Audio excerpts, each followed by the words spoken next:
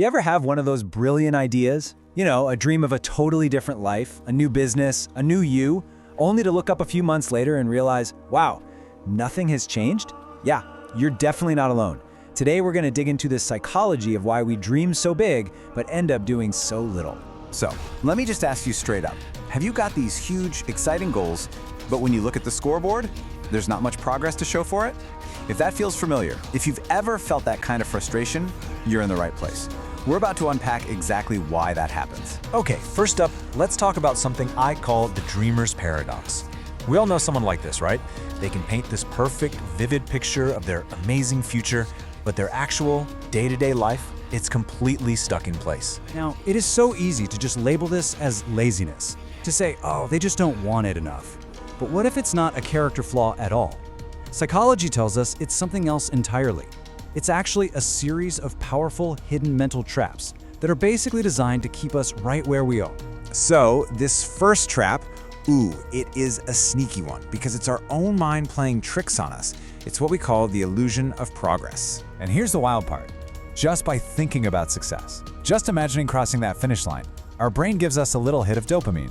You know, that feel-good chemical you get from actually achieving something? So it feels good. It's like a little down payment on success before we've even taken a single step. And the result of that? It's huge. That little feeling of accomplishment, even though it's all in your head, it actually waters down the urgency you need to get started. I mean, why rush to do the hard work when just daydreaming about it already feels kind of great? But hiding underneath that cozy illusion is something much, much deeper. It's not that you lack ambition. No way. It's that your ambition is being suffocated by one single terrifying question. What if I try? What if I give this everything I have and I still fail? And this, right here, this is the core of it. Staying in the planning phase is safe. It's comfortable. Because as long as you never actually try, your dream can't get messy. It can't get rejected. It stays perfect. And just as importantly, so do you.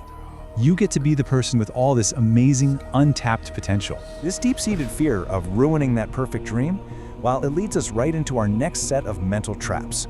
This is what it means to be paralyzed by perfection. Oh man, we have all been here.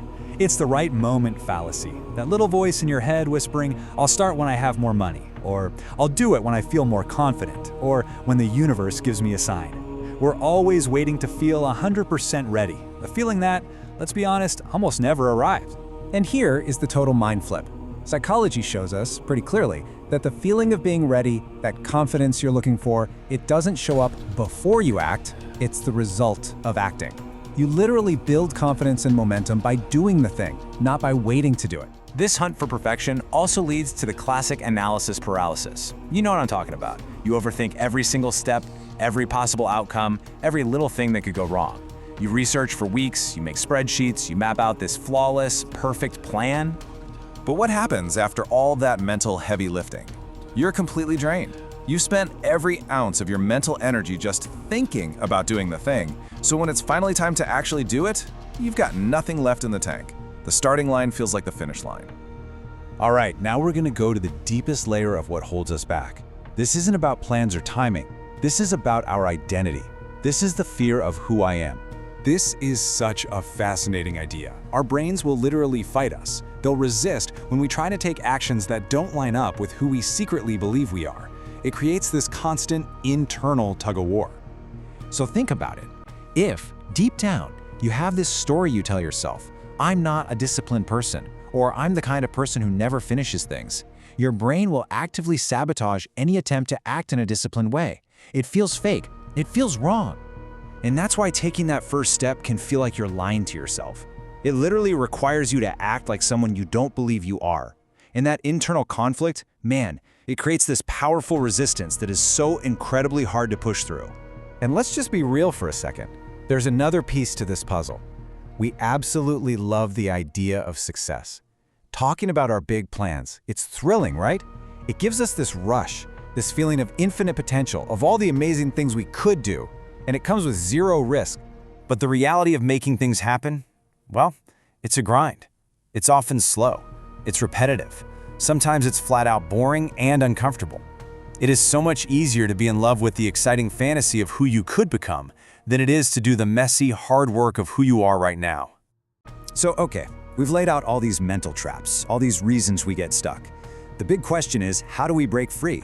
How do we actually make that leap from being a dreamer to being a doer?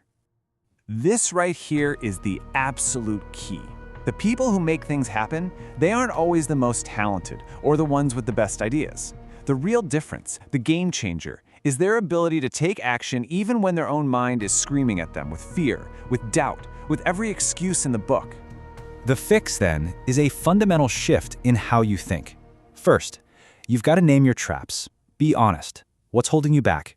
Is it analysis paralysis? Are you waiting for that perfect moment? Second, you have to act before you feel ready. Just trust that the readiness will catch up. It's a result of action, not a requirement for it. And third, you have to consciously choose the messy, uncomfortable grind of actual progress over the clean, easy thrill of just having potential. So, at the end of the day, here's the real challenge. Your mind is going to create illusions. It will invent fears, it will generate an endless list of perfectly logical-sounding excuses. It is actively working against you. So the only real question left is, are you going to act anyway,